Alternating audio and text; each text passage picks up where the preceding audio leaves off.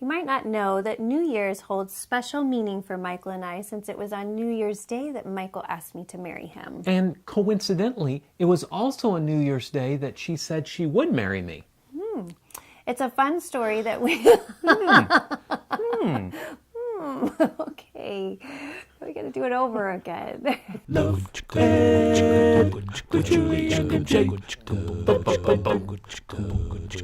might not know that New Year's has special meaning for Michael and I because it was on New Year's Day that Michael asked me to marry him. And coincidentally, it was also on New Year's Day that she agreed to marry me. It's a fun story that we want to share today on this special edition of Love Ed with Julie and MJ. You know, Jules, as I was preparing to tell this tale, I really couldn't believe it. That I said yes. Well, yes, that, but also that this tale happened 25 years ago. That is way too long. I do not feel that old yet. Old? You age?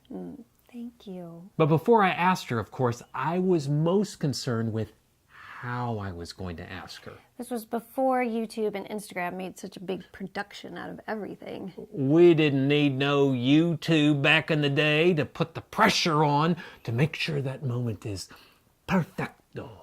In any case, I got the ring before Christmas break.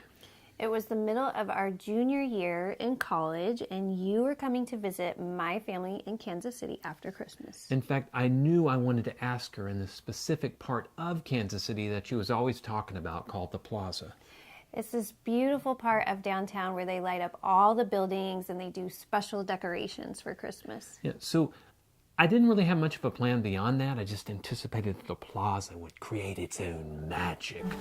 I envisioned myself getting down on one knee on the city sidewalk, lights twinkling in the background, perhaps snowflakes falling. Yeah, about that snow falling. Okay, but before we get to that part, what I was actually most uptight about was trying to ask her father for his blessing first. If only we could have that on YouTube video. That would have been so scary. I mean, I knew she was going to say yes. Well, I didn't exactly say yes. Enough with the plot spoilers already.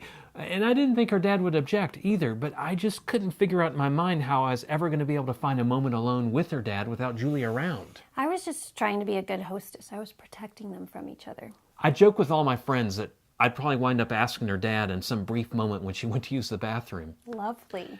And sure enough, she was always around until this one moment, New Year's Eve, we're about to go out to eat, and she goes upstairs to just freshen up in the restroom. I knew it was risky to leave you guys alone. She's barely up the stairs. I'm standing in the hallway with her parents, and I'm like, Mr. and Ms. Laughlin, I really like your daughter, and I love her, and I'd like to marry her. And her dad asked me a very specific question that we'll probably talk about some other video. I had what seemed like the right answer at the time and seemed like the wrong answer later, but he reached out, shook my hand, and said, proud to call you a son.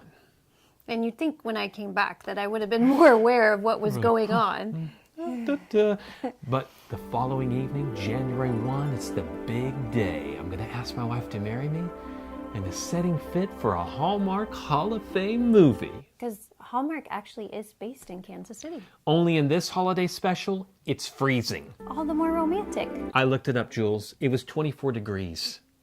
That's not too bad. With the wind chill, it was in the teens. But what really sealed the deal was the ice storm. How could I forget? Because now we're on the picturesque streets of the plaza, and I'm thinking, I don't want to get down in this ice. Look at that, a covered horse-drawn carriage. And that's when I should have started getting suspicious, because he was not a big spender at that time. I didn't have much to spend. So now we're under this veritable mountain of blankets in this covered carriage, and it is still so cold that the fog of her breath is filling up the cabin so I can barely even see her. You are exaggerating. So I'm scooting down now under the floorboard of the cabin, and she's wondering what I'm doing down there. I thought he was trying to warm up my feet or so. What is going on? This is not the picturesque proposal scene from a Hallmark Hall of Fame movie, people. This is the awkward first date fail scene. Guys are so hard on themselves about these things. I was fine with it. I wasn't even suspicious. So nevertheless, I got the ring. I got permission from the dad. I'm on the floorboard of the cab. I open the little box. I ask her to marry me. And then, instead of hearing the words, yes, which I have dreamed of hearing since the moment I knew I wanted to ask her to marry me, I instead hear her scream out, "Where did you get the money? Where did you get the money?" There was a reason for that. We knew that we wanted to get married, but Mike had convinced me that he didn't have money for a ring yet. So what Julie's trying to say is I might have deliberately and repeatedly deceived her. And I did say yes after getting over the shock. Clearly. But, I always wonder what that carriage driver must have thought about the whole experience. Well, he must see stuff like that every single weekend. I am sure he was accustomed to hearing girls squeal in delight over their ring. I am not certain he was used to hearing girls yell something at their boyfriend that made it sound like he just robbed a pawn shop in an ice storm. Okay, point taken. But what if we got engaged today? Well, hopefully we wouldn't already have 5 kids. Well, but I mean in the age of like digital and social media. Oh, well, we would have posted Instagrams of the experience that would have made it look as perfect as a Hallmark card. In other words, the pictures wouldn't be accurate to how things really happened. You can't really capture ice storm temperatures in a picture. And the same is true for whoever is getting engaged this holiday season.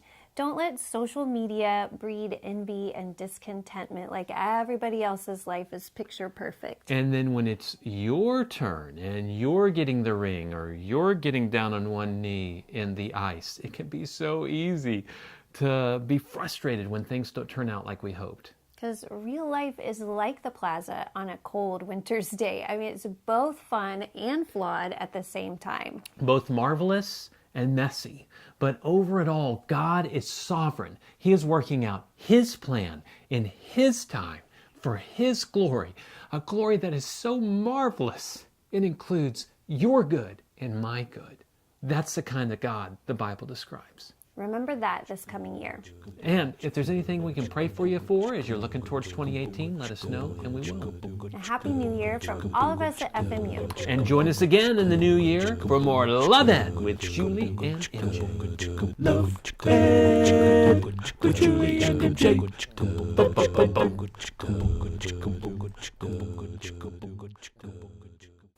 Eagle ears. Mom ears. I think eagles have eagle eyes. Eagle ears. Eagle ears. These little hairs coming out of your chest. I do have hairs on my chest. Trim those monsters. These videos put hairs on my chest.